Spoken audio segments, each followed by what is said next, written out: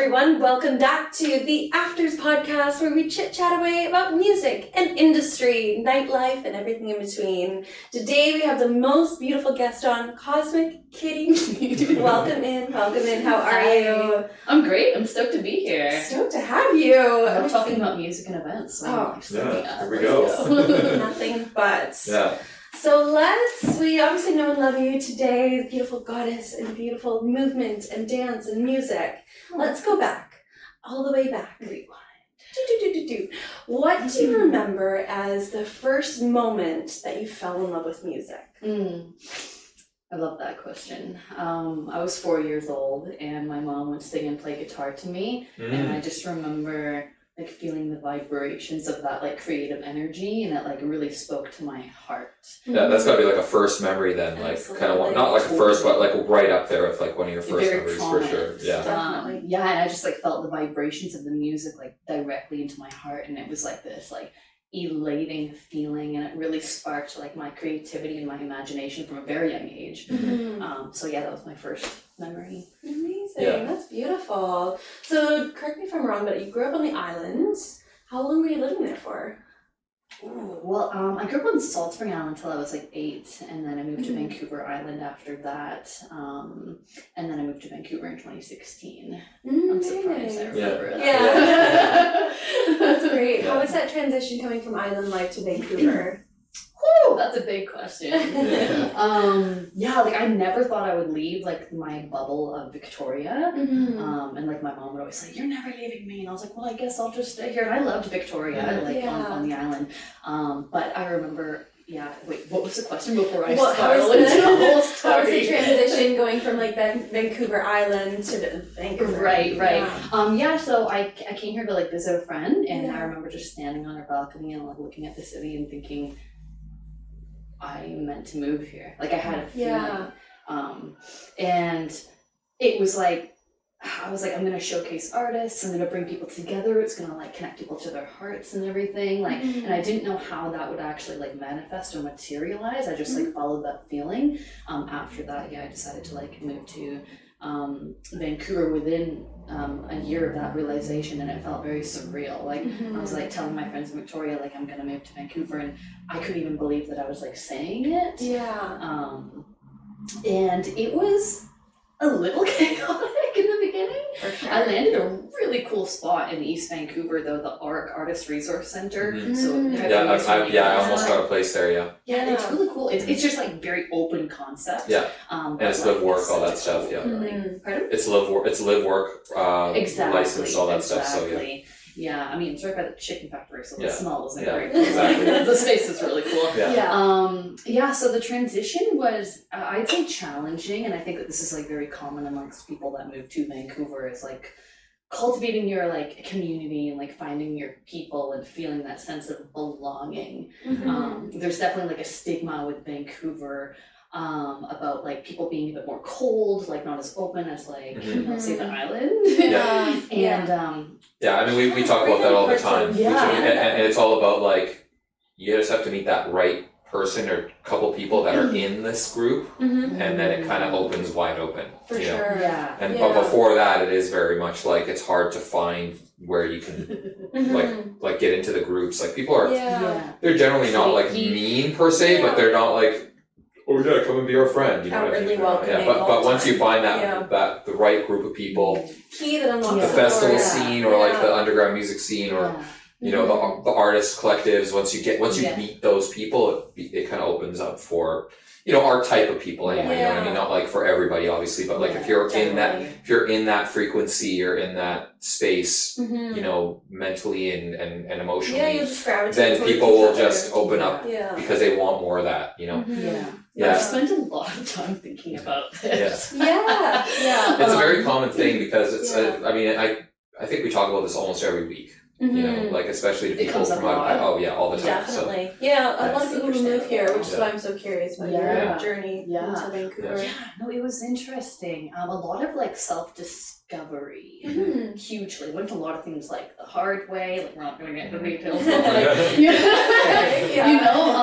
all do. Such as life. And I have like my theories around why people are the way that they are in the city. A lot of people are cliquey and protective because there are a lot of newcomers that come here and they want a piece of that pie and they will try to like, I don't know, it sounds negative, but like, you know, try to like weasel their way in. And it's just like so many people that live here are doing their best to stand out and like build their career and everything, you know? It's a hard city too. Once you have that career, you've worked so hard for it too. For somebody to weasel their way in and kind of take that spotlight or take that thing from you too. Very much so. Yeah. It's just like it gets so frustrating. They get weaseled out pretty quick though. Yeah, but it's still frustrating when you do let them in because you know you're like, okay, well we're you know, trust issues now, etc. We're painted as this, you know, standoffish city, but it's not the case. Well, it is, but it isn't. I just felt really like alone in the beginning, like, and it was kind of depressing. And I didn't quite like have the best relationship with like the roommate that I didn't know before I moved in with her. So that like added to it as well. That's another stressor. But you know, I think being away from my hometown and being on my own, like that was huge for me, and I just kind of had to experience that journey of what I went through. But you know, I did love that it was like a fresh start though. And totally met some really cool people. Yeah, so I guess I can say now, like my experience living here, like after like, I don't know, like 8 years, I don't see Vancouver in the same way anymore because it's helped shape me. I've grown so much here. I contribute so much to the community. Like I'm confident in what I'm building here and excited about it. Like I've had so many times where I wanted to just give up on things and I'm like, now I'm like, holy shit, things have exploded. Like, you know? And I'm like, just when I thought I hit a plateau, it's like, what's the next level? And I have many people in my circle to thank for that, to keep me going, to inspire me, and to help me when I'm like, I can't do this. Reach the wall that you have, and they'll break through it. And Totally, we're human, right? Yeah, it's like just devotion to your craft and what you're building, and a lot of people don't see things like through. But anyways, I can talk about this. Which we were I was going to ask though, were you already working in music when you were on the island, or did you start doing that when you moved to the city? I think I started here. Yeah. I've been singing my whole life. Like I would sing opera in the hallways of my high school, but just always loved to sing because my mom inspired me. But I learned how to DJ in 2018, so 2 years after moving here, and started poking around with production like a few years later. Definitely. Yeah. So what were those first couple of things that when you were moving to Vancouver that you were kind of building art-wise then? Performance artistry. I was like, I want to get on all the stages. Like, book me at Red Room. Let's go. And like gave me an opportunity right away. I think like he just loved that fresh energy. You know, like obviously. Of course. Shout out Digital Motions. Yes. Red Room. They're incredible. They've got a great team there. That's big shows. Well, I mean, there's mine too, but we'll talk about those as well. What was the question? So what kind of art? So you're developing all your performance artistry at that time too. So lots of like aerial arts and getting into fire and go-go dance and whatnot, and pole dance, of course. Save the best for last. So I got booked for like a Sin City event by Restricted Entertainment, and it was my first time going to like a fetish party, like a kink rave, and I don't really remember like what I was thinking going into it. I was like, sounds cool, like let's do this, and then I did pole dance. I mean, I was already like a pole dancer, very comfortable with my sexuality and movement in that way. So I was like, I got this. I went by myself and perform pole, and then I'm on the upper mezzanine, I think it's called. And have you ever been to Imperial, that venue? Yes. I have, a long time ago. Missed that venue. Yeah, it was a great venue for sure. One of the better sounding spots as well. During Sound quality was really good. Oh, it was amazing. Everything about that spot was huge stuff there. So some wicked shows there. But I was on the upper mezzanine, just kind of like looking down at the crowd and being like so blown away by how open and free and diverse everyone was, and like their latex wears, and they're just like letting loose and smiling, having the best time. I had never seen anything like that coming from the island. And right then and there, I was only standing there for like a minute. Isaac Terpstra, shout out Isaac, DJ Pandemonium. Yeah. He comes up right beside me. He's the one that throws the shows, Mm-hmm. and he's like, "So, what do you think?" And I was like, "I'm at a loss for words. Yeah. Like, I've never seen anything like this. Like, No. this is amazing." Yeah. And something spoke to me that night, and I was like, this is the person that you're going to work with to create that initial vision that brought you to this city. Mm-hmm. So that night, I'm on my computer, and I wrote out an event proposal, and I was so tactful and clear and just precise and passionate about it. I'm like, this is the name of my party idea, Passion Portal. This is what you can offer me. This is what I can offer you. This is what I already have ready to go. Let's do it. Yeah, that's amazing. Yeah, and then so many people were like, around that time telling me, oh, I want to start an Enchanted Forest party. Like, it was like everyone was tuned into this super cool idea. Yeah. But every time I heard that, I was like, oh, I already have one. Oh, that's great. Yeah. You should maybe think about it later. I didn't encourage anyone. I was just like, Yeah. I'll think about it. Yeah. I'm just kidding. But so I wrote him that proposal, and he's like, you're not the only person to reach out to me with this idea. And I was like, oh. But he's like, but none of them wrote a proposal like that. No one's ever written me anything like that before. So he gave me a chance. He's been throwing events in the city for 20 plus years. Right. And I'm like this newcomer that just had like way too much confidence. But like, he saw that. And I think he saw a bit of like himself in me. Yes. In a way. And like, he took a shot on me. We started at like a dive bar, like Hindenburg. I don't know if you guys know that one. I don't know that one, no. No, where is Oh, what was the address?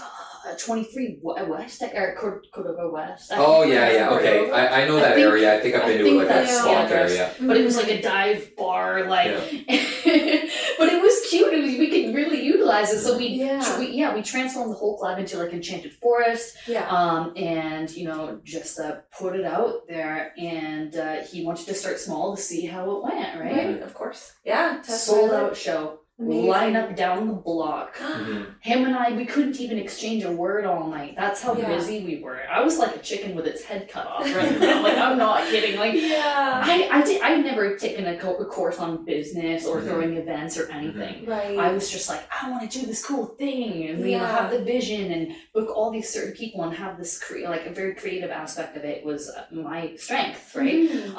But yeah, I was like, oh my god, it was overwhelming. Of course. But after that, he's like, well, we've got something here. Yeah. And that's exactly how he would say it too. But after that, we just like slowly progressed from that venue to like a larger venue, and it kept doing really well because the city had never experienced anything like that before. Where it's like everyone dress up, it's like fantasy Enchanted Forest, like it's the combination of the festival world that I'm connected to, and Isaac's community with like the whole like fetish underground industrial gothic world. Right. So it was just this crazy blend that the city had never experienced. So unique. Mind blowing. And even still to this day, it's so diverse. Like the people that we have. Like you just came to one of them. It was great. It was amazing. Mesmerized. It was one of the best nights. It was so much fun. First of all, oh my god, Yay. incredible! Start to finish, I walk in. It's all like I know the Waldorf. I've been there a million times. All of a sudden, it's just like flowers and this, and you've got a beautiful stage, and there's curtains, and like I was just like, I am actually in another world. That's the whole goal. It's beautiful. Yeah. It's so transformative too. And like the energy there is just so welcoming and sweet, and everybody's have their like beautiful outfits on. I could rant about this for days. What do I say sometimes? I'm like, it's like partying in the Shire. It really is. No, it's great. It's like a very Check out the market photo. Exactly. In the other room that you have as like kind of vendors and stuff, I thought that was really unique and very cool too. It's very indoor festival-y situation for sure. Definitely. Like a festival in the nightclub. And like my whole goal is for people to like step into the portal and have it be an experience, like stepping away from the outside world, activating your inner child if you're all like dressed up, getting into that mode, and like inspiring that childlike sense of like wonder and awe that I feel like Vancouver is starved for. For sure.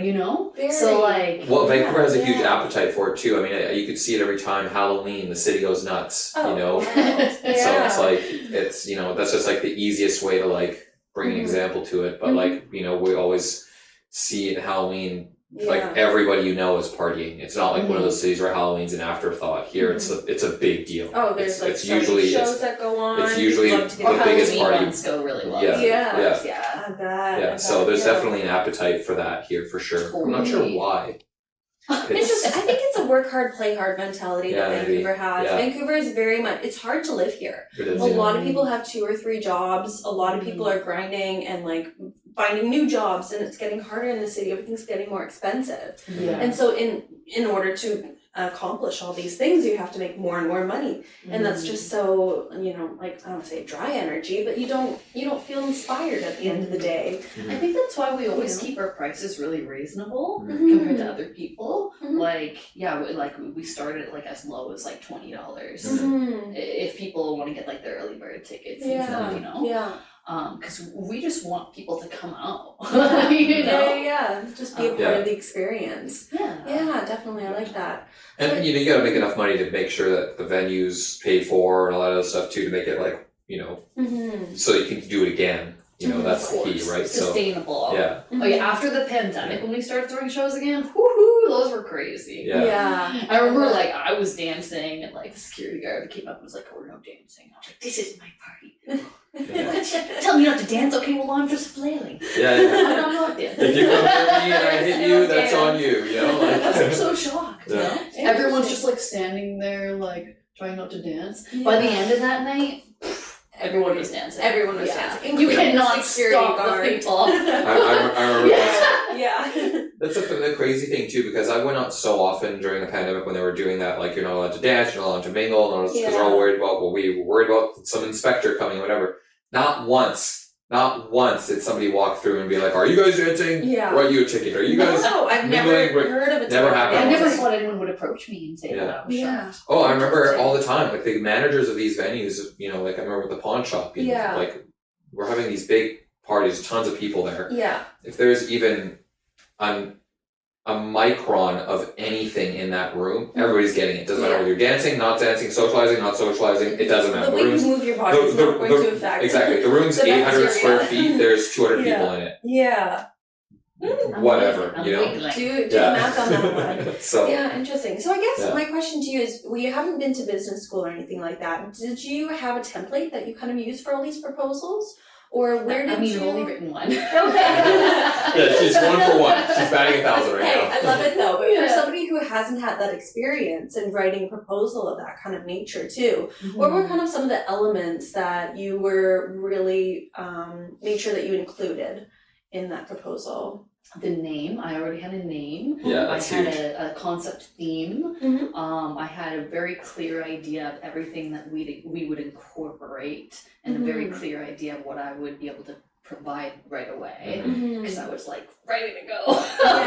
Yeah, definitely. Pent up. Yeah. Yeah. I was like, hey, you know, it's gonna be enchanted forest decor. What did I even write? It's funny, like not even that long ago, some friends were like, pull up this proposal, like let's check it. I was like, I'll see if I can find it on my email. I found it. Oh my and gosh. I was like, here it is, and they were just like, Yeah. so cool. Yeah. So you also mentioned too that you've had a lot of experience festivaling. Have you been a part of it as in terms of a vendor, a participant, a performer, a combination of the three? Combination. Yeah. Sure. Yeah. What has your Yeah. experience been like?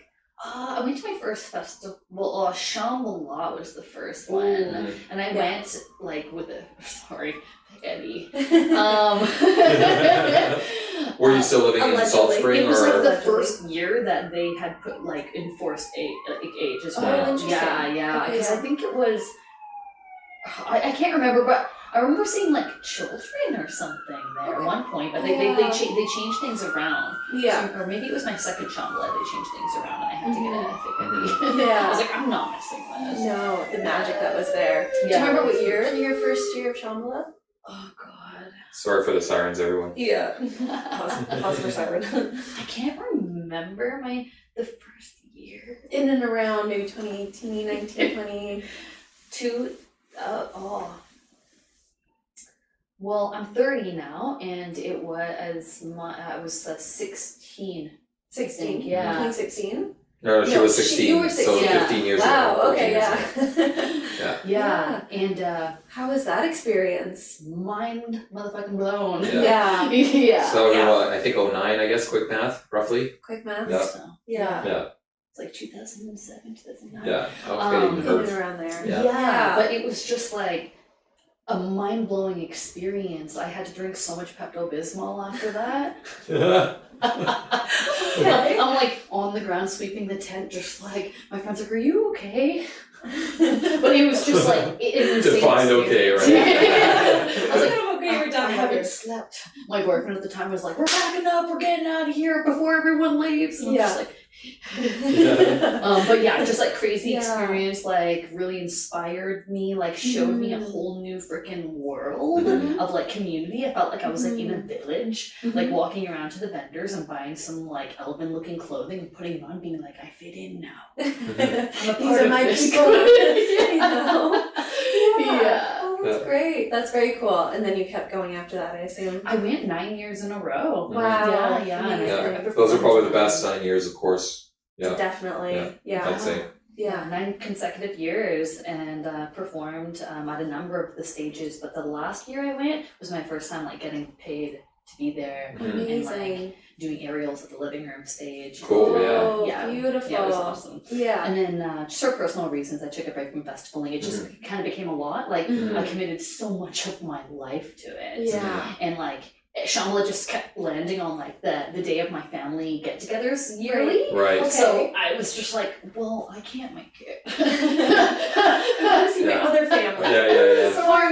Formally. Yeah, totally. So just taking a break from. Yeah, I guess they did because they moved it a few years ago from late August to mid-July or late July. Yeah. Oh. Right. Yeah. I haven't been in it in a minute. Yeah. So it used to be the weekend after the August long weekend. That was when it always landed, or Like sometimes even on the weekend of August long weekend. And then they moved it to like mid to late July because they thought that the forest fires. It was the last one they had there where the forest fires shut it down halfway. Yeah. So they thought moving it earlier would prevent that from being an issue, but it's fires. never been an issue in August since then. But whatever. Whatever. Well, knock on wood. Yeah. They'll have it. But yeah, it is usually it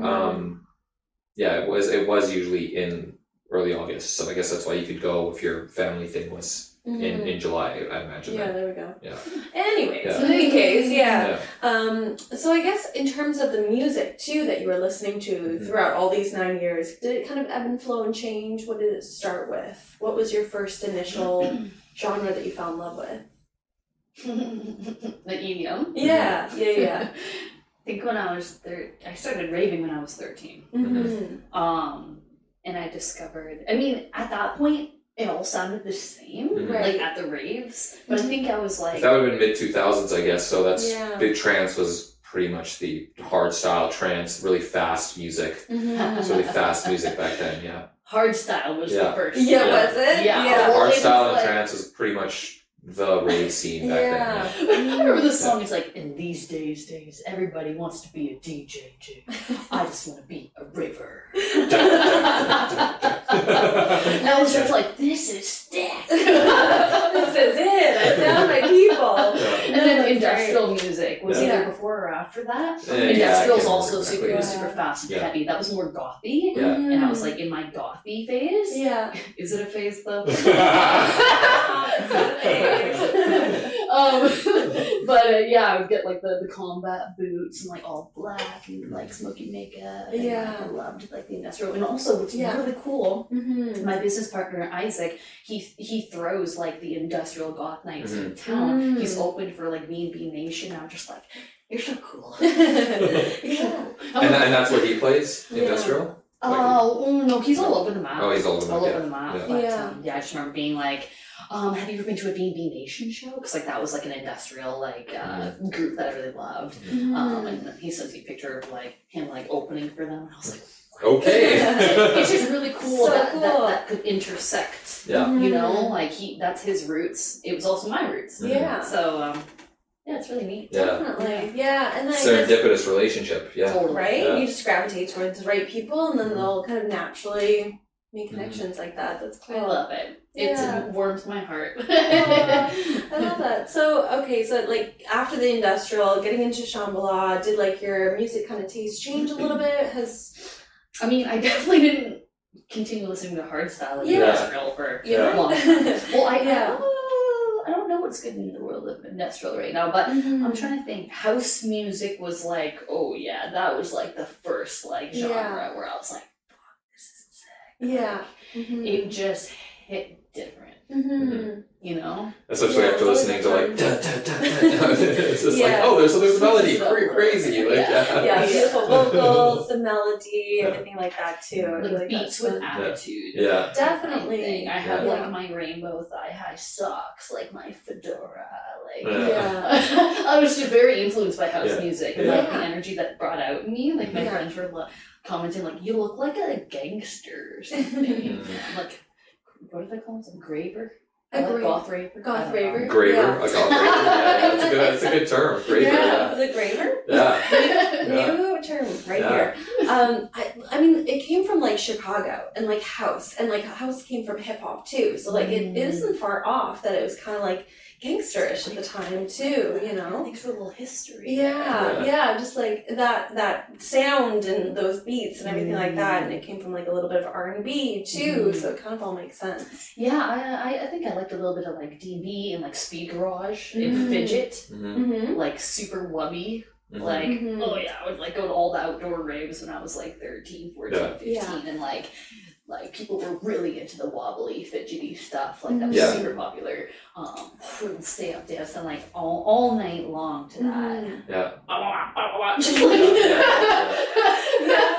Stories for days. Well, I mean, I've said it before. Not Vancouver, but BC is very much a bass festival. Not bass, but a bass province, because almost all those bush raves were like bass music, you know, of some sort, drum and bass, you know, like all kinds of BC just stands for bass community. Yeah, exactly. So, you know, and it's definitely like a lot of the festivals skew that way, because that's where most of the rave community skews that way here. It's not necessarily like that everywhere, but it is definitely here. Yeah, a lot of people like that kind of thing.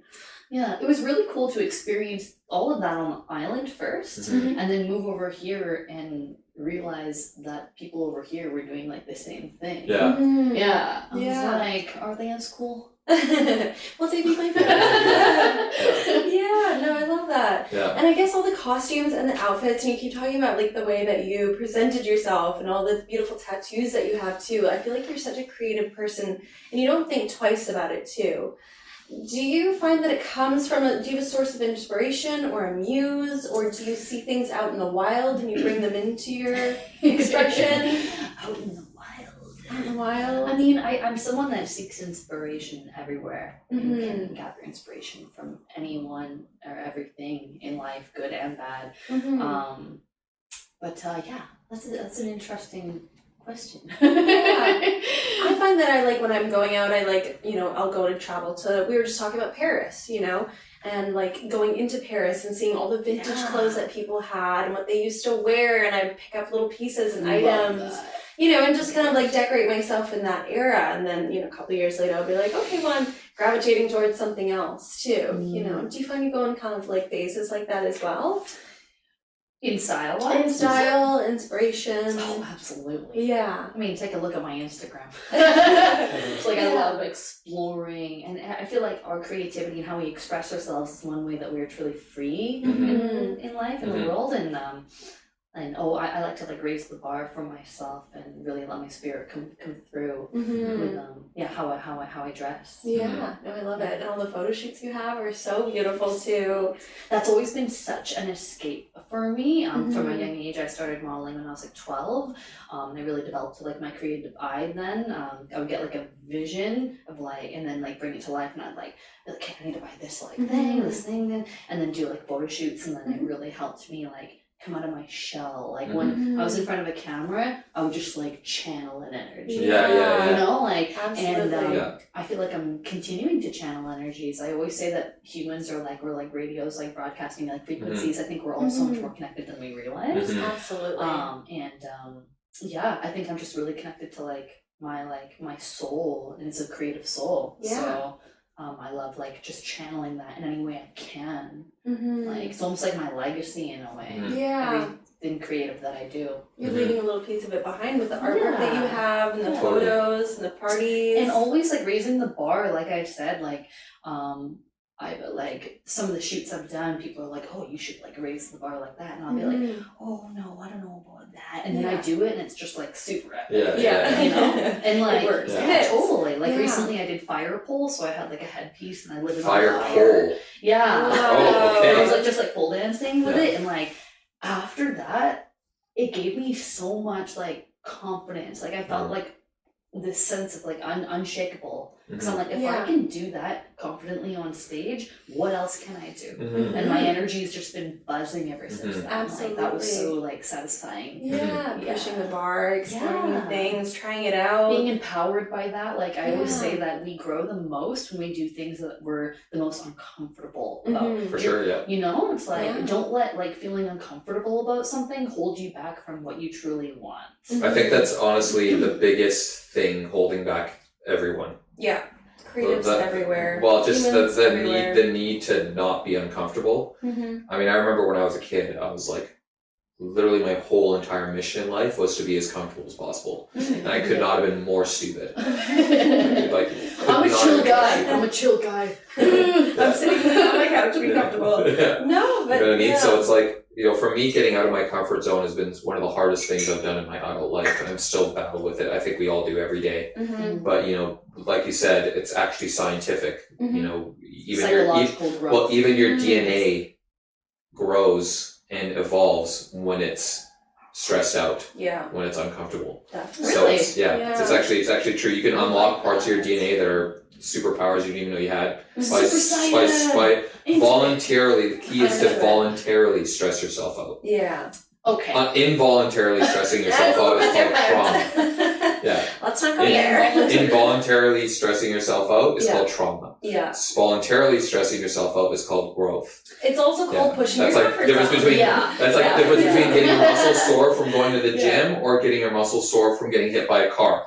One of them is beneficial, one of them not so beneficial. You're gonna get strong either way, but it's your choice. Well, sometimes I'm not sure about the second one there. You know, I feel like it's definitely part of like my mission, because I witness so many people around me that make excuses as to why they can't do things, and they're just like, oh, you know, I wish I could, but like this, and I'm like, no, stop. You just don't want it bad enough. It sounds like or like, where's that doubt coming from? Like, where did that come from? Can we like dissect that, or just like, you know, remove that? Like learn from it too. Embrace it. I think for me, I heard a lot when I was younger, like, oh, you would have had to have started that when you were really young. That's a big one. Or like, that's a big one, constantly sharing something that inspired me or that I wanted to do and being told like something negative. And it happened a lot for me growing up, and I think I developed that ability to or first I developed this like strong sense of like, I'm gonna show you. Like it rattled me to a point where I was just like, I almost felt like that's what made my soul grow. Like you were saying. So because I have friends that are just like, how do you stay so motivated and you do all these things? And I was like, now that I think about it, even just like talking about it right now, it was from that. From being told so many times, oh, you can't do that because this, why that, you know. And I was just a child. So even like a teenager, and I allowed that to teach me how to transmute things. And like, that's honestly like one of my secret powers. And transmutation, if you can transmute things in your life, because what do they say about energy? Like, it can't be destroyed, right? Or created, or it can neither be created nor destroyed. It just changes its form. So like transmuting negative things that happen to you into something that's like fuel for your fire. So that's when I'm like, trying to bring me down, this is gonna help me. Exactly. They're giving you more and more energy, they're giving you more and more tools, and it's up to you to interpret it and then be able to put it forth. And a lot of the most driven people in the world are driven by that, like that chip on their shoulder. You know, it's like a lot of high achieving people, sometimes even when they've reached the pinnacle of success, in order to keep fueling themselves, they'll like literally make up things to piss themselves off to like keep going, keep that drive going. You know, like Michael Jordan was like that a lot. Like he would literally find excuses to get mad at something, you know, and like as soon as you pissed him off, he elevated his level to the next level. He was seriously, I mean, there's a lot, that's just like the most, you know, everybody knows who Michael Jordan is, so you can use that example, but that's like, that's not atypical of people in that super high achieving. You regular achieving, there's a lot of people that also are like that. You know, you need to find that like I'll show you, you know what I mean? Yeah, exactly. Like that fire, you know? Yeah, definitely. For me, I feel like I have that, but it's less about for other people trying to prove myself. It's more about like trying to like maybe prove it to myself.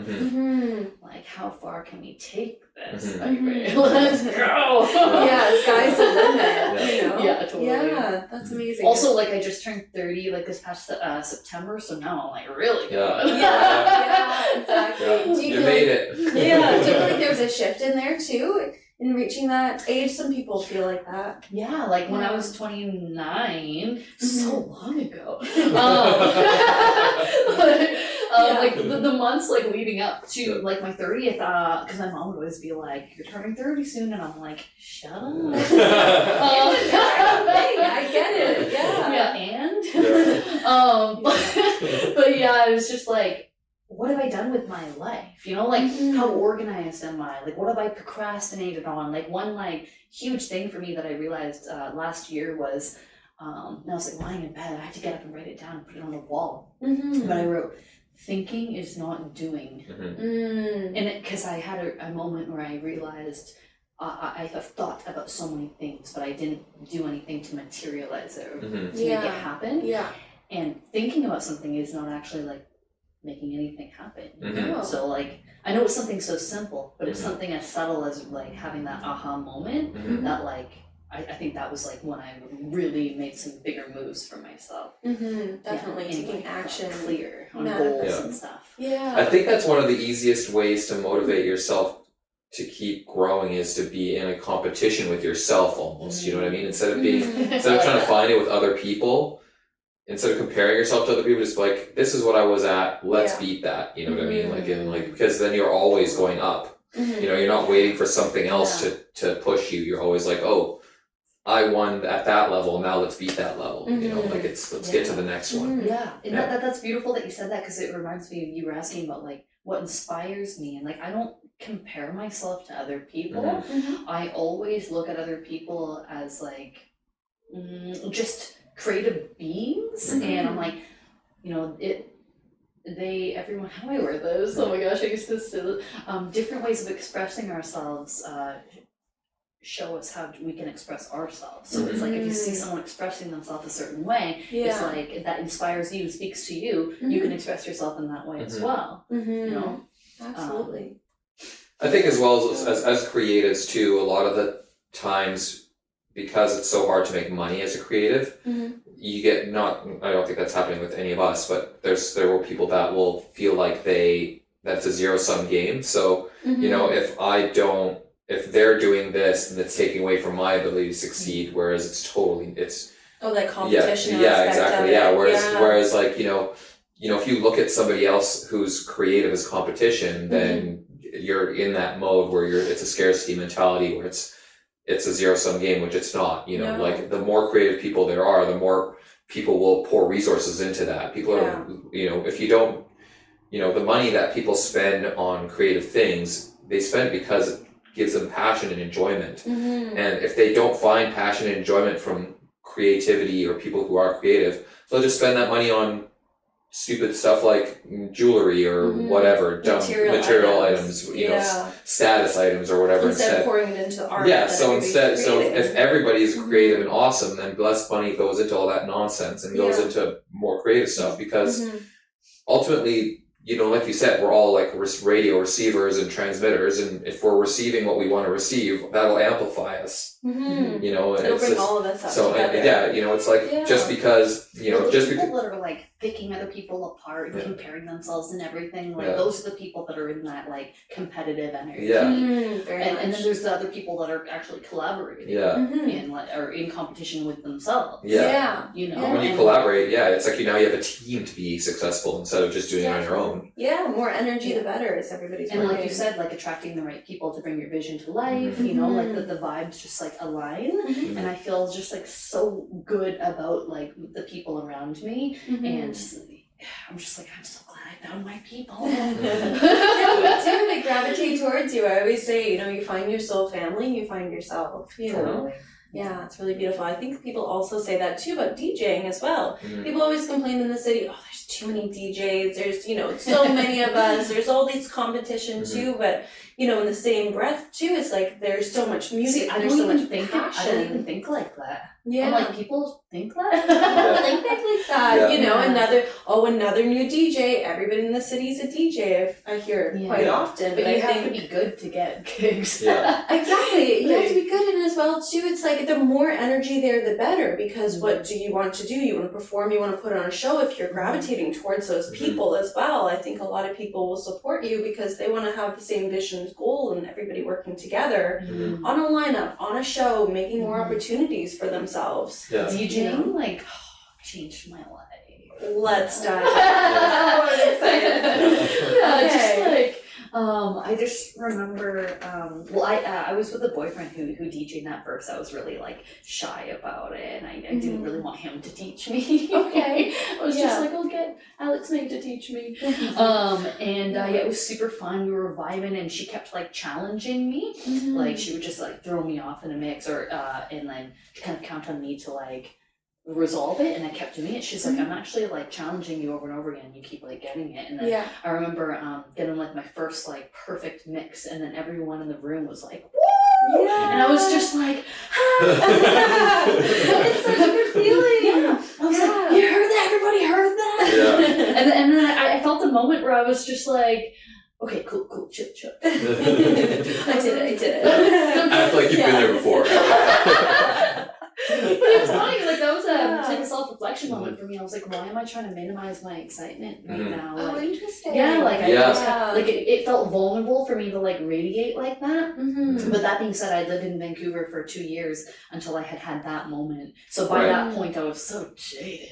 Yeah. But, You know, you do feel it. I needed to come out a little bit. Yeah, And exactly. That's the thing. joyful Once energy. I'm sure as the more you've done it, the more you realize, the more energy you exude, the more the crowd resonates with it. So it's not like, you know, absolutely. like you could be that nerd stoic, or you could be that like Stoic. Yeah. resting concentration place. Yeah. I've seen some bad ones. I mean, like you said before too, I feel like this goes back to it, is people are receivers, transmitters, receivers, whatever you're transmitting up there, people are going to pick up on that energy. Tenfold. But check yourself before you wreck yourself, right? Yeah. If you're going into a show like nervous and like upset about something, you know, you're not going to have as good of a show. It can be tough. DJing live is like not for the weak. Yeah. Well, Different you're performing in front of people. That's like the number one phobia for people. Oh, and everyone can hear what you're doing too. Yeah. Like everyone in the room. On a massive sound system. Yeah, any abrupt changes in the frequency, which is a bad mix, or like an abrupt switch or something, might just completely take everybody off the rails. So, Right. so you know that, and you're like, crap, I can't do that. You know, sometimes you get away with it, but like, it's I have like, my little techniques when I fuck up, and I'm just like kind of collecting them because you never know sometimes. You have to make those mistakes, though. You know, I mean, you never know when you're flailing around and suddenly your elbow hits the deep. It's like, you know what I mean? Like wood to knock on. I don't have much wood in here. There we go. But yeah, I mean, sometimes it's out of your control, right? It's not because you suck; it's because something weird happened or whatever. Some sort of outside force. Yeah. No, it's because you suck. All right, well, that's it. Podcast over. We're all going home. No, but okay, so you're getting into DJing, you love it, you do the first big, beautiful mix, and you're hooked from there.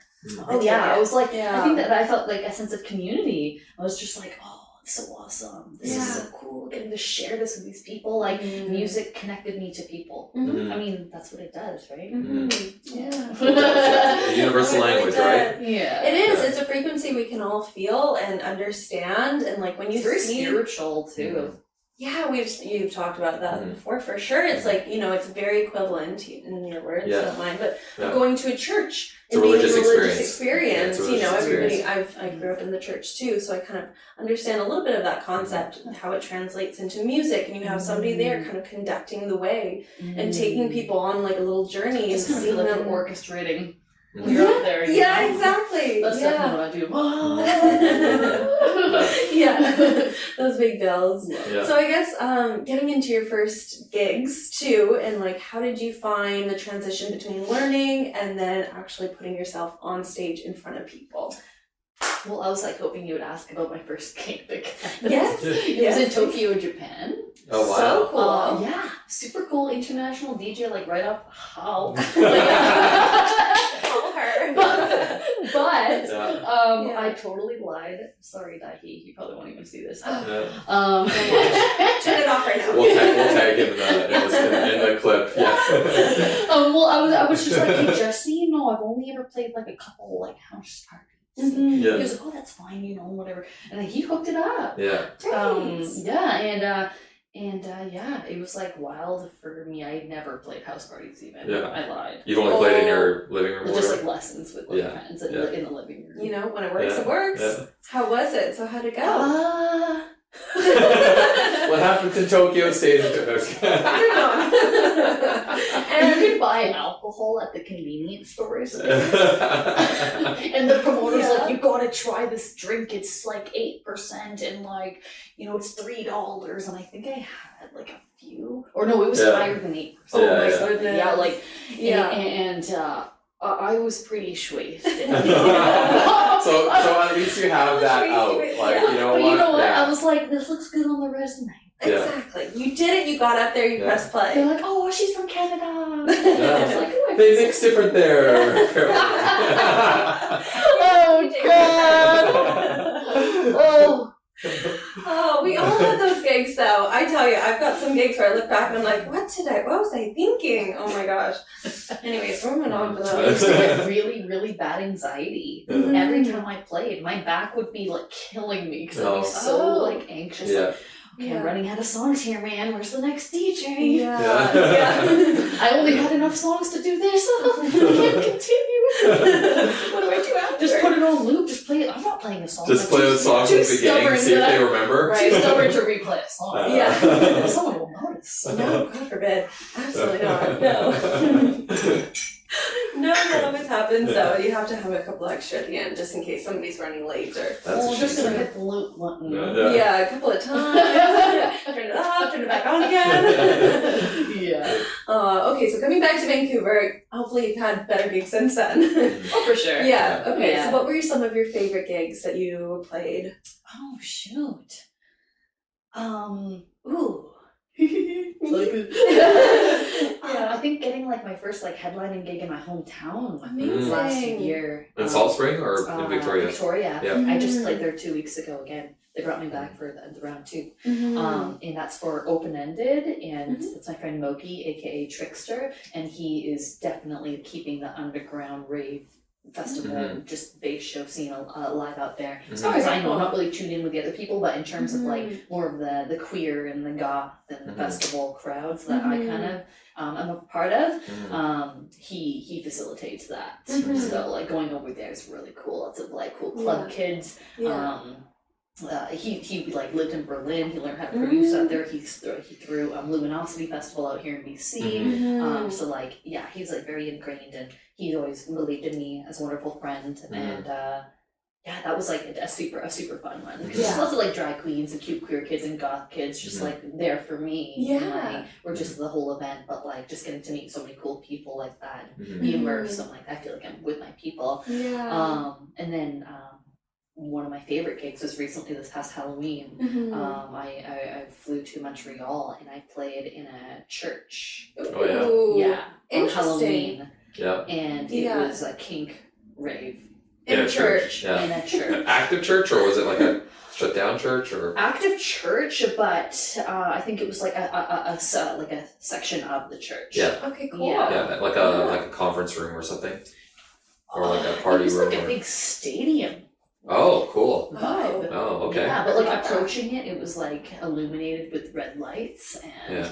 it was like, oh my gosh! And my friend that I dragged with me, didn't take much convincing. Her dad is a pastor. Oh, interesting. So I was like, "You're coming with me." This is a different kind of church. There's a lot of unholy activity going on. Yeah, well, here. she goes by Scarlet Sin, so she just. Yeah. But Shout out Scarlet Sin. Are you watching?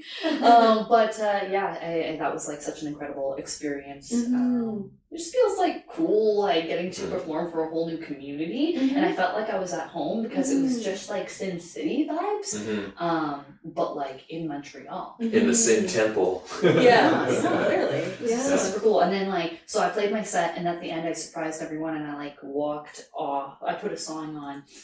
By Truth, Deep Dark and Dangerous Vibes, and I put these wings on, and then I walked off and did a whole pole dancing set. Nice. At the very end of my DJ set, and I've never done that before. Yeah. So I was like, you know what? It's freaking Halloween in Montreal. This is a big opportunity for me. Let's just freaking blow this out of the park. Cool shit, you know. They're gonna book you back. Such a cool experience. Nice. Wow, that's amazing. And getting to meet the people that throw that party. They do Cirque du Boudoir, which is really interesting because I met them at Vancouver Fetish Weekend last summer on the yacht party, the Vancouver Fetish Weekend yacht party, and I was kind of floated up to one of the guys, Dabiday, him and his partner Cora throw it in Montreal, and he was DJing. He was like, "Oh, you were DJing last night?" I was like, "Yeah," and we got to talking, and he was like, "I do Cirque du Boudoir in Montreal," and I was like, "You do Cirque du Boudoir?" So my first event that I ever threw in 2016 before I moved to Vancouver, because I had thrown one in Victoria as a going away party, and it was a Valentine's party, Cirque du Boudoir.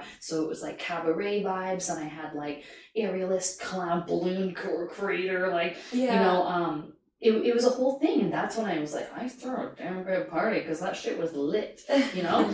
But I wanted to throw it. I wanted to call it Cirque du Boudoir, and they called or they messaged me, and they were just like, "Oh, we've been building your business for a while. Can you please choose a different name?" Oh, interesting. And I was like, "Okay," so I called it Cirque de Valentine's. Oh, cute. But the connection there is wild. And then years later, you're meeting those people who are actually meeting them, and they're very ingrained in the world that I'm in. Yeah. So it's just interesting. Yeah. We all think alike. Yes.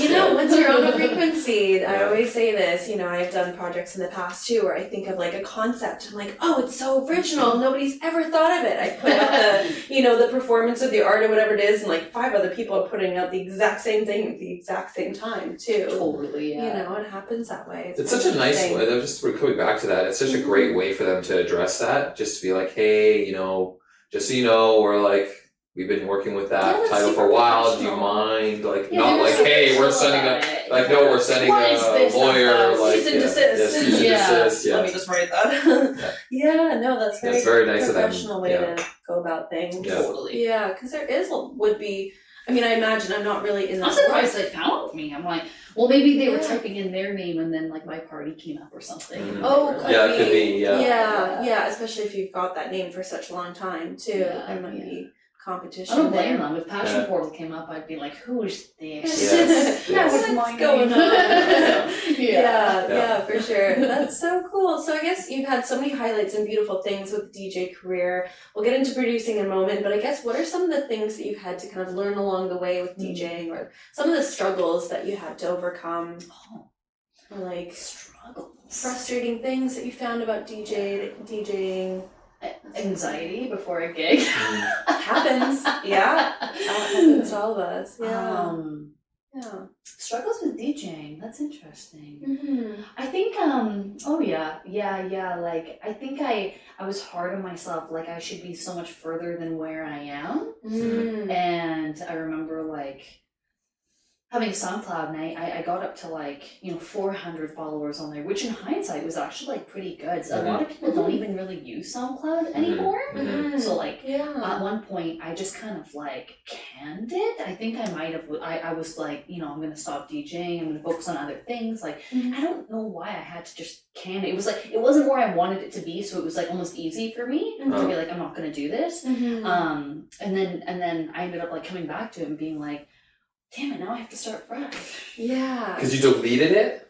Yeah. Why? Just let it go dormant. Like, I couldn't. I guess, yeah. I couldn't. It just wasn't where I wanted it to be. Yeah, so but like, now screw it. my new SoundCloud, my new SoundCloud's like, meh. It's humbled me. Yeah. You know? I'm just like, okay, I've got 100 followers. Yeah, you're pissed off at 400. Yeah, it's like you don't see the value in that until you look back at it now and you're like, oh shoot, I should have kept that. Yeah, like I What's shouldn't have good? given up so abruptly like that. Well, to burn the bridge too, right? Like there's Yeah. like you could just have left it and then come back to it. Probably is down to 200, but that's more 100 more than you were at Right now. now. So And maybe I was comparing myself a little bit to other DJs. That's right, also. yeah. So I have compared. I guess I can say I have compared myself to other people in that regard. Yeah. Mm-hmm. Yeah. Where I'm like, oh, I mean, it's a very look human at the thing to do. Yeah. stats. Numbers are a tricky thing too because they can be like inflated or not quite accurate or like they maybe do deserve that amount of recognition for where they are at right now, but it doesn't take away from anything that you're doing. That's what I have to find myself all the time. Plus, you don't know, there's a lot behind that. You don't know how much marketing they've done. You don't know how long they've had it. You know how, have they called every one of their friends and said, you better follow me, I'm going to shoot your mother. Like, you have no idea. So it's like, what did Skrillex say at the Grammys recently? He said, you don't chase success, you attract it. Mm-hmm. And that really spoke to me. Yeah. Because if you're too busy focused on making art and being creative, you can't doubt your process. Mm-hmm. Yeah. Definitely. Mic drop. Ooh. Alright, podcast over. No, just that's such good advice. That's such good wisdom to like kind of take through and carry on. Yeah. Yeah. Any other little tidbits? Yeah, there was one more thing. thing. Like when I recorded like my first ever mix, mini mix, I was so I was getting sweaty. I was like, it has to be perfect. Oh my God. Like, and I was very selective with the tune choices, and like so it was like a really sexy mix, and like I had like the vocals communicating. Like one song's like, I got this sweaty wet, I got this sweaty wet, and the other song's like, we gon' bang it till it hurts, and like it was just perfection. Amazing. But like I had to record that like so many times, and I remember like hitting up my friend being like, oh my gosh, this is frustrating. He's like, just take a step away, Sunny, if you know Sunny Night. Yes. Yeah. Come back to it, and I was like, okay. Yeah. And then I did, and I just nailed it. It felt good beginning to end, like every pulse of that half an hour. Because I don't know if I could have done longer. It was like a just pounding mini mix. And then after I exported it, I just had all these like doubts flooding in all of a sudden. This was like in 2018, so the first year of DJing. All these doubts flooding in of like, okay, maybe it was actually shit. Like, why am I even doing this?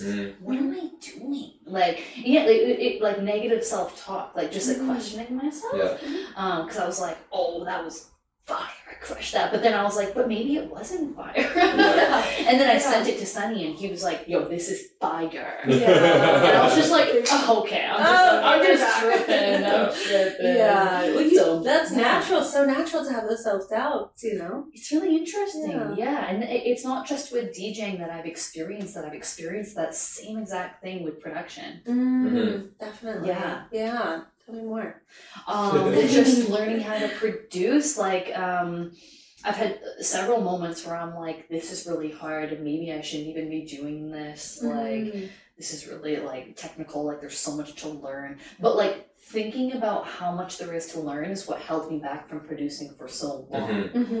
I was like, oh, if I do this, I'm gonna have to like learn so much about like music, and like it's gonna be such a process. Like that's what I would tell myself. And then I have recognized that once I accept being a student and like allow that to just accept being a student and allow myself to be a sponge for information, it was like humbling myself and being like, you know what? Let's start at square one.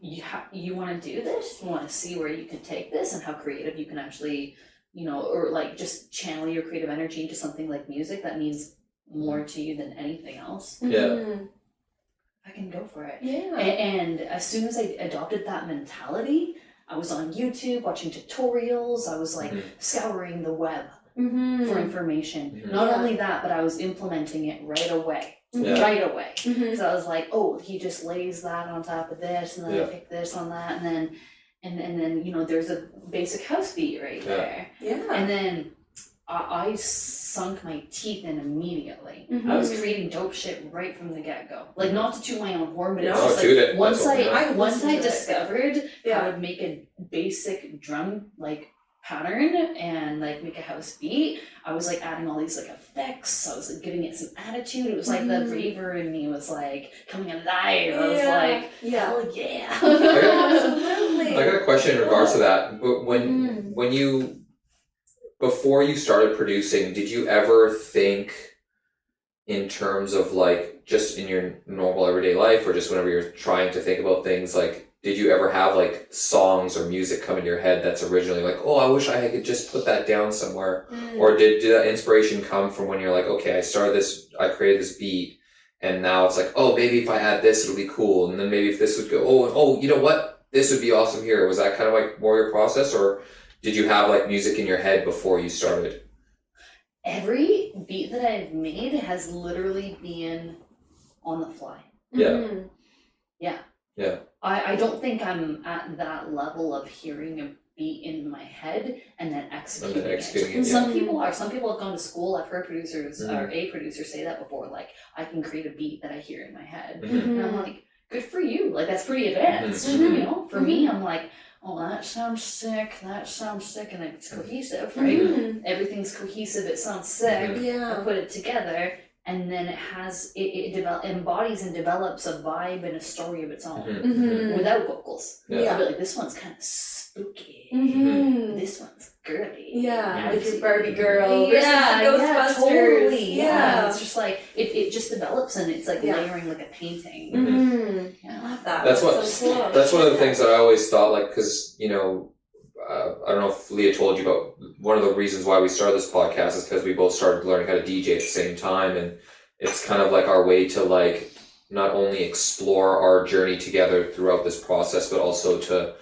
learn from professionals like yourself and stuff like that. But I always felt like, for me, because I've never felt like I was a musically inclined person, as I've never learned how to play instruments, I don't like think of new songs in my head. I mean, the most that I could think of was like, I've always had times when I've thought that this song would go well with this song, or this beat would go with this vocals, just in random passing. But that's about as far as I could say, like, as far as like originally coming from my head. So for me, I always said I never had any desire to produce, because I just don't think in the terms of creating music. Whereas with DJing, you know, I'm very much a very particular, fussy, you know, person when it comes to music and how good it is, and like I'm just very much I go out all the time. I don't talk to people, I don't meet new people, I don't do any of that stuff. I'm there for the music. In the corner, I'm there for the music, you know what I mean? Like that, I love to experience it and all that kind of stuff. That's fucking fun, man. That's cool as fuck. But like for me, like, so when you talk about learning how to produce, you know, for me, I was like, well, I don't really have any desire to learn how to produce, so I don't think I'm gonna learn how to produce. Because I just don't think in that way. Right. So not for you, actually floating to you. Yeah. Well, so if you for don't you, have the desire, then that's fine. well, I don't know, right? Like, cause so when You're like, well, maybe I do. I don't know. Maybe I'm just putting a limitation on myself, because, you know, when I'm listening to you say, you know, come on, okay, now well, move I up learned the how to DJ food chain. Yeah. How to produce. Yeah. Exactly. But Right. except you have to make your own Yeah. song. Yeah. Well, we have we were talking about something along that line, but we'll keep that for another time. But for you to just to say that, like, okay, well, I learned how to create a basic beat, and then I start getting inspired. Like, this is would sound good here, and now this would sound good here. Yeah. So, like, if that listening to that as your process, for me, it makes it sound more accessible. You know, not that it's easier. I'm not saying it's easy in any way, but like, it's just like for me to think of it in a sense of, you know, start at the basic level, and then see what happens. You know, the best thing that you can do. I love talking about music. The best thing that you can do, and it just makes me happy, because it's like I thought it was not accessible to me for so long. But it's just like get that grid open in Ableton and start working on the drop first. Because the drop has, you build your drums. It's quite straightforward. You know, you've got your kick, your hat, your clap, or snare. Get that dialed in, and then after that, add like some percussions on top of like a hat or a snare. So adds a little bit of a flick like a paintbrush, right? And then add your bass on top. You already have the kick. Add the bass on top. It creates this whole under layer, you know? So and then all of a sudden you're like, fuck. Like this is a whole vibe. Yeah. But like create the drums and then with the kick and then the hat and the snare, it's just like you have something there. You have like the bones of the track. Yeah. And then add the effects and maybe some vocals and add like the bass or you know, maybe the vocals after the bass, I don't know. Depends on your flow. But like everyone has like a formula. That's just what's worked for me when working on the fly. And I'm like, damn, this is sick. And like and sometimes I'll take it all the way and then other times I won't. Like right now my struggle is seeing a song all the way through. Yeah. Because I have like multiple songs just sitting there that have so much potential, which is great. But like I think I have ADHD. Because when I was vaping, I was like just like getting so into it and seeing the songs through. I'd stay up till like 3 a.m. in the morning, 4 a.m. My joke was like, I'm just gonna keep going here because I can just, you know, maybe just pass out my chair. Wait, keep going. It kind of was like that. Like it was that feeling. And then I like found this business coach that lives in the area. Actually, he made a post about it and I was chatting with him about it. He was like, living life is a part of making music. Like you have to get yourself outside, get some nature, like live your life, because when you get really into it, you kind of become like obsessed with it. Yeah, turn into a little gremlin in front of the computer. Oh, I've seen some rather pasty looking people that disappeared for a while. They just go into the world of music and creation of music. But that's so true because you know you said it yourself, you can get inspiration from yourself or other people as well, and you have to bring that into your music. And sometimes I feel like the song will tell you what it wants to be, but sometimes you have to tell the song where you want it to go too. You know, and it's very much like channeling energies in a song as well. It's like, ooh, what is the story it's gonna tell? And like when I was a little girl, I would write stories all the time, and I'd call my family into the room like, hey, I wrote a new chapter of this scary story. And I loved writing since I was a child. So like I love like hearing a song and writing lyrics right away, or writing rhymes, or I just love words so much. It's like words are the first way we learn how to express ourselves. Yes, right. You know, it's just like my little creative spirit was just like, but like I would write scary stories. So like when I started learning how to produce dubstep last year, like I was like, it was really igniting that part of my inner child where I was like, it was creating like a spooky experience, and I was like remixing like Crypt Keeper and like Goosebumps. Din, din, din, din. It's just like I want taking all the things you love and putting it into something that you can listen to, and it's yours. Like just like the nostalgia with that too. So good. So good. Yeah, that's such a fun feeling too. I feel like in adding to what you're saying too, I feel like it's almost like very similar to like mixing songs together as well. I feel almost that about techno. It's like you have all these techno songs, which in itself sounds sort of monotonous and boring, but you have little elements of them, and when you stack them all together, then it becomes this whole performance. I feel that way about producing as well. It's like you have this tiny little kick drum and snare, and like, you know, you put all these things together and you're like, wow, okay, that's a real song now, and it kind of like blends and morphs into something else. I mean, most of my favorite songs of all time from electronic music feel like a cohesive set distilled into a song. You know what I mean? Where it has a beginning, middle, and journey in between. There's peaks and valleys. There's tension. Like all these things that a good set has. There's romance. It's like kind of like exactly a good story has, a good set has. Sometimes I hold like songs like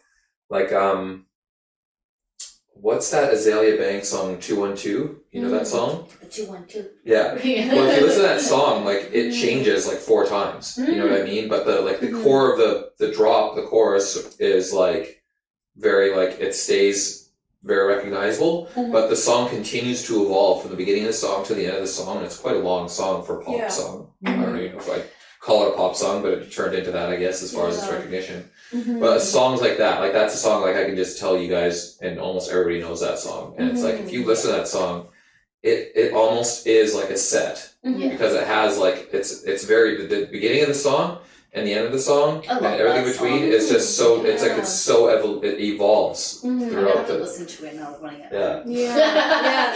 I don't really recall which one it is, but I will. I love it. Yeah. It's great. Literally. 100% sure you've yeah. heard it. Yeah, 100%. Absolutely. Yeah. Yeah. With the 2-1-2. Oh, Yeah. like, It's coming back to it. I Yeah. really have to like listen to songs. So it's Yeah. the same thing with people or like books or movies. You're like, it's really hard for me to like recall that's them totally sometimes. fair. I'm like that with Yeah. movies. Yeah. But yeah, I was gonna say like it's been hard for me to like finish a full like Oh, yeah. EDM song. Yeah. Ever since I released Daddy, and I've got other things going on, but like I'm about to receive a fully finished song, post-punk. It's like a different genre. Mhm. Exciting. So like when I'm at home, my daily listening is like indie rock, like oldie vibes, and like post-punk. Mhm. That's actually what I listen to like 24/7. Mhm. But like, Mhm. so I have to be in the right mode to Mhm. produce like EDM. Yeah. Mhm. You know? Yeah. So it's like that. I enjoy that when I go to shows or when I'm getting really into it, when I feel inspired. Like I'm like, oh, my homeboy producer's crushing the game. I need to get into the DAW. Yeah. Yeah. Open up Ableton. Yeah, Yeah. totally. I'm like, oh, he's so inspiring. I can do it too. Mhm. Yeah. But like, yeah, just like I think it's gonna be really interesting stepping into a world where I'm like releasing music that I'm singing in and have like creatively orchestrated, and it's like the stuff that I normally listen to. I think a different side of me is gonna come out, and I think people are gonna be like really surprised. Yeah. Yeah. Absolutely. That's very exciting. Yeah. But I'm releasing it under Cosmic Kitty. Cosmic Kitty, because Yeah. you've got Secure and you've got Cosmic Kitty. Yeah. Yeah, very Yeah. cool. So Cosmic Kitty is more of the house, the bass house, And post-punk as well. post-punk. Yeah, people are just gonna have to deal with it. It's just Yeah. gonna be like Yeah. house music, and all of a sudden post-punk, they're gonna be like, why did the vibe change? Yeah. Because like, No, you know, that's that cool. can be a challenge with DJing as For well. sure. It's, Yeah. it's like, you know, Getting shoehorned in one genre, yeah. Yeah, and like I struggled with that for a long time, because it's like you don't want to put yourself in a box. Mhm. You know, so it's like, no, I am who I am, and I'm a multi-dimensional being, and I express myself in a number of ways, and I appreciate a lot of genres. So if I want to umbrella this under Cosmic Kitty, then I will. Yeah. You know, and it's like I had to like give myself permission. It took years Yeah. because I was always like overthinking. Like, Yeah. Well, it's interesting because you are the boss of Cosmic Kitty. You are Cosmic Kitty too. So it's like giving yourself that ownership and acceptance too. I love what you're saying about, you know, accepting the fact that you're a student, and then within that acceptance, you find so much joy and freedom and be able to express yourself. Yeah, you Yeah. become inspired. You become porous to the information that you want to learn, instead of filtering it with this idea of, oh, it's too much to learn. It's like, well, how badly do you want it? Yeah. Yeah, what are you willing to work and Yeah. sacrifice for? And Yeah. We usually have Yeah. more resistance towards the things that we desire the most too. I've heard something like about that, and that was really interesting. And I didn't want to pursue music for a long time growing up either, because it just meant so much to my heart and my soul, and I almost thought it was like a bad thing to connect it to like career or money. So now that I'm older, I had to like unlearn that. I don't even know where that really came from, but like, yeah, I was just I feel like it's a vulnerability thing too, because if you don't achieve and you do fail at it, and fail at the one thing that you really, really want, I feel like that failure counts as 20 times as Sure, hard. absolutely. or something. Yeah. You know, I think go for it. Yeah, and I you think know. the thing, because for me, my background is in photography, so for me, you know, you can easily parallel this with music as well, is that there's this part of the thing that makes you want to do it because you love it, and then you're like, okay, well, let's make a career out of it, and then you start doing things you don't love because you need them to start making money from it. And it's like, as soon as you start doing that, you start to be like, okay, well, now I don't love it anymore, or I've kind of killed the part of what I... You compromise Yeah, yourself. so it's like, I think with same thing with music is that, like, you know, say for example, you're known, I'm just saying hypothetically, you're known as like a progressive DJ, and then like everybody's like, oh yeah, we'll help you, we'll get you gigs, whatever, blah blah blah, but we need you to play tech house all the time. You know what I mean? It's like, okay, well, I don't really love tech house, I can play it, but I'll do it to get my name so out I do to there. get my name, and then you start not liking it as much because it's not authentic to who you are, right? So if you can, I think the resistance point is because that happens all the time in everybody's creative outlets, is when they need to have the money part of it work, and they start selling out in a way to get the money, you know, like I've never hated photography more when I've done like product photography, for example. Like, oh my God, kill me. But like I've had to take jobs where it's so like, I okay, can't hire you to do some product stuff. there is not You an amount of money that I would accept that would make me want to do it. So but I think that's the thing is to keep yourself loving it is you have to stay authentic to what you want to do. Yeah. And then just be okay with not having every opportunity, because when you give up an opportunity that's not that great, you may leave your space open for a right opportunity to come into your life, you know. And I think when people start becoming more choosy and authentic to what they want to do, it starts to happen for them, you know, and then they start to love it more. Well, the universe will listen to like what you're saying yes and no to, right? Like that's huge. Yeah. It's huge. A lot of people just say yes because they're like, oh, it's an opportunity for me. It's just like, well, you know, that's a good sign that you're getting opportunities. Yeah, that doesn't mean that's the only one you deserve, right? Like if you've gotten this opportunity, build your confidence. Yeah. Continue to put yourself out there. Yeah. Authentically. Yeah. And the right opportunities come to you, right? Yeah. Yeah. If it feels scary because you're like, oh, I really want this badly, that's the right scary. If it's scary because it's like, does this not really align with what I do? If you want it badly, put your head down and just get in there. Yeah. Create, make it awesome, put yourself into it, right? And like that's what people will feel and see when you release that to the world. Like look at the people that are like absolutely crushing it. They're constantly creating. Yeah. They're constantly putting quality content out there.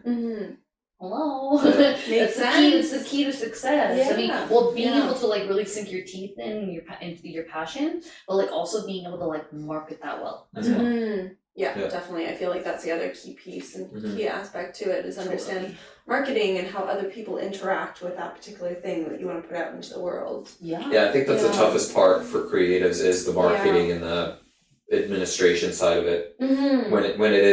When it is even when you're at your successful point of it and you're doing what you love and it's working financially, it's still like there's all that administrative stuff that you still have to do that kind of is just like, do I really have to do this?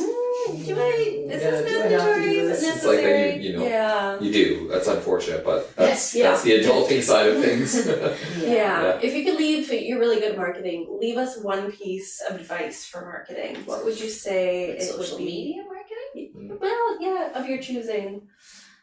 Piece of marketing advice that you would pass on to another creative. Chill out and enjoy the process. Like trust yourself. I love that. Like, cause it makes me think of like when I've like filmed myself for a video or so, like to promote my music or something. And it's just like, it's like people want to see just like you don't have to try so hard. You know? Yeah. Just like you're talking about something that you love and you put energy and your heart into. So just like roll with that and like don't be so hard on yourself, you know? Yeah. I love that. That's great. What are we seeing next from you? What is coming up? What are you looking PURR, for? which I'm surprised it's taken us so long to talk about. We'll talk about that. What's coming next? What would you like to see? Looking in 5 years' time, if you went forward 5 years, in this 5 years span, what would you like to accomplish, put out, dream up? Big questions. Create. All the things. All of them. Do you know who you're talking to right now? My brain's like ding ding ding ding ding ding ding.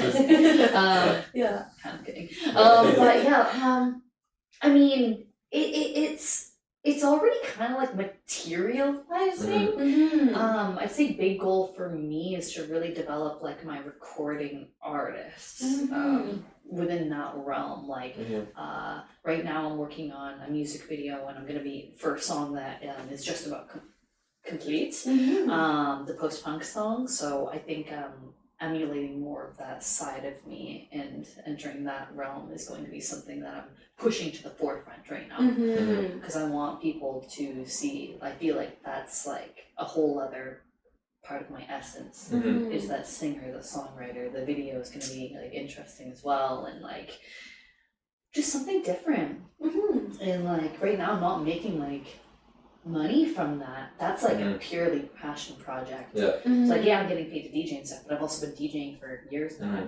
So it's like you kind of have to just build upon it.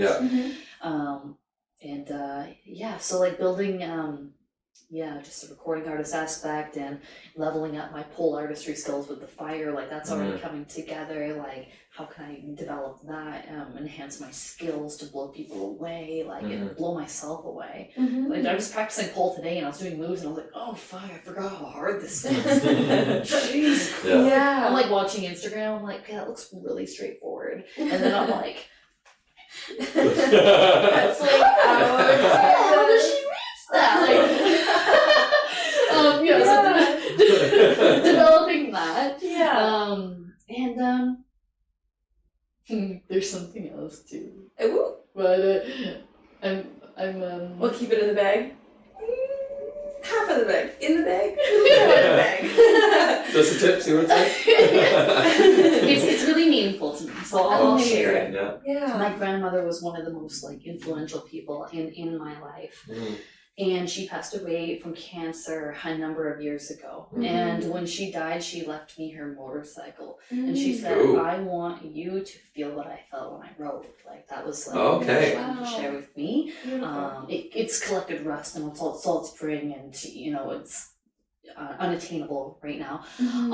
But that has stuck with me my entire life. And it's really interesting because I've had reoccurring dreams my entire upbringing since I was a child, since far back as I can remember, of being on the road, experiencing like turbulence and like not knowing where I'm going, or just like scary things with vehicles and being on the road. So it's almost like I've had to like maneuver through all of those fears and those traumas that come from maybe a past life or something to reach this place where I'm gonna have like a whole spiritual moment when I ride a bike. Like it's gonna, like I'm gonna cry. For sure. I'm gonna cry. Like so I'm working towards that right now. Do you drive like a car? I don't actually. So you don't drive at all? I've taken driving lessons in Victoria because it was like a lot more chill there. And I intend to take some in Vancouver, and my family, it was like, you should definitely get a car first. And I'm just like, yeah, maybe. Yeah, but I'm also like that kind of personality where I go against the grain. Yeah, maybe this isn't the smartest or the wisest thing to do, but you telling me not to do it, it's going to make me want to do it more. Twice as hard. Oh, for sure. We're all just little rebels our own way, So, I think I feel like I'm really connecting to like my heart and my roots through like pursuing, riding a motorcycle and like being a singer-songwriter. That being said, my events are going to continue to develop as well. We have our biggest one yet next month. Like biggest one yet ever. Yeah, not just with this series. And well, at least for me, Isaac's done like events that are bigger than this, but like even he's like, holy shit, we're off to a screaming start. He's never said that before. And I'm just like, hell yeah. Oh my god. That's exciting. Exciting. So many things. And you're DJing. I'm DJing. Whoa, spoiler alert. Oh my goodness. I'm very excited. I cannot wait. It's going to be a great show, and thank you for the opportunity. You crushed it at Passion Portal, so I was just like, thank you. I fucking love her vibes. And like as soon as you started playing too, like the house music was so deep and juicy. I was right there dancing right away. I was just like, oh, she knows what's up. I saw some of the videos that were posted. I was like, oh she is in it. I was grooving and I looked over and you were grooving and I was like, this is alright. I couldn't stop grooving all the way through your side to Tom Sandy's. Amazing. Oh, thank you. She's crushing right now. Thank you. Yeah, I mean, I've been to a couple of your shows. You crush it as well. I was just blown away. Yeah. Thanks. Yeah. Just like the parties or like? No, DJ. I've seen you DJ, I think at least twice, if not more. Oh, yes. Which events? Like Passion Portal? Or? One was a Passion Portal. I think one was... It was not last year. I think it was before that. I just like to play sets that are fun as hell. Like the last one I listened to, I think it was a Passion Portal the last time, and you just destroyed the dance floor. It was like, and I was wearing like a kind of white wig. I think so, yeah. Ooh, I saw videos of that. You were talking about that. Yeah. You were That was showing a us fun videos. I went there with Tim and Chris and Kim and I think it was, I don't want to say Halloween, but it might be near Somewhere Halloween. in and around there. Is it near Halloween? I Was didn't there one know. near I didn't Halloween? personally go, but I can't remember. Usually. Yeah, I think it was near Halloween, if not on Halloween. It was, like just. I was in Montreal on Halloween. So it must have been not Halloween, but near it, like within that month or two of that, you know. Yeah, it's nice to like be comfortable DJing now, where I can like wing it and just be like, okay, where do I want to play next? Yeah. Having the collection and knowing where everything is and being like, oh, I know this will hit now. And seeing what the crowd likes. So I had like my second headlining gig in Victoria like 2 weeks ago. I lost it wasn't given back to me at a gig the week before. Your USB? Yeah. Oh no. So all my songs had to be completely reformatted. They were all off the grid. I was like so stressed out. Oh no. Yeah, and I was just like, oh no, I can't spend all night like fixing all of this. Like, and I was just like, oh, I can't, and then I just had to like wing that one too, essentially. Yeah. But did great. Yeah, awesome. There you go. Your professionals. So you put like all your favorite like songs in one playlist. Yeah. And then it's just like, okay, I'm picking from this folder. This is the vibe. Yeah. This is a good folder. And you DJ too, right? I'm learning, yeah. Cool. I mean, I know how to, but I don't do professionally. Yeah. I've had 2 gigs. One of them was paid. I mean, if you're gonna get big gigs, you're a professional. I've turned down often, but I'm very much but it's because like I'm very if it's not on an RX3, if it's not an RX3 or CDJ 3000s, I don't feel comfortable enough on the other gear that I want to do it. I have an RX3, I get that. Yeah. I like the 3000s at first though. I was like, what the hell? Like it was quite different. The 2000 like Nexus, like the screens are different. So I'm trying to navigate a bit. I was on the RX1 last night at Luci's place, and I was like going for the scroll buttons up here, but it's over here, and I kept going like this, and I was just like, ooh, my muscle memory, like stop it. So for me, because I've tried playing on 2000s and I feel very clumsy on it, and I don't want to be stressed out when I play. I want to do it because I love it and I enjoy it. So, but I played tons of parties, like I've played at my buddies' house parties, my buddies' festivals. I've hosted many times. I've played in front of people a lot of times. But I'm very comfortable on my gear and any gear very, very similar to it. But so for me, like if it's not on that, I'm just not gonna. I don't want to be stressed out. It's so fun when you get to a place where you're confident in DJing, where you can like move your arms around. I get like really into it. I'll be like, bring all the dance moves. I have the funniest little dance moves that I feel like I have when like I'm dancing. I feel like I flail my finger, but like I have to. I've like forced myself to dance because when I'm sitting here practicing dancing or DJing on Twitch, I'm usually just still sitting, chilling like this, doing my thing. Doing my little knobs, but when I'm at a show, I'm like, okay, I have to dance. So I sometimes feel like I force myself to dance. Because if you're just like this, people in the crowd are like, They just they copy whatever you're doing. Yeah, they do. They look to you as like, okay, how should I be feeling about this song? I totally think that if a DJ shows, the more enjoyment the DJ shows that they're having, the more the crowd feeds off of it. It's a linear. Jumping up and down, like my wig flies off. Just kidding. Catch it for that. One time it did fly off when I was pole dancing though. Oh, dear. Imagine you're flipping around. And then I just like grabbed it and I just did like a figure 8. Oh. Yeah, just own it, right? My shoulder. Yeah. And then I was like, that was really embarrassing, guys. Nobody look. Well, you're an artist through and through, top to bottom, inside and out, so expressive, creative. I can't wait to see what's next from you. Please follow her down below in the comments. Write all the things that you're excited to see from her. Make sure to follow, subscribe to this channel.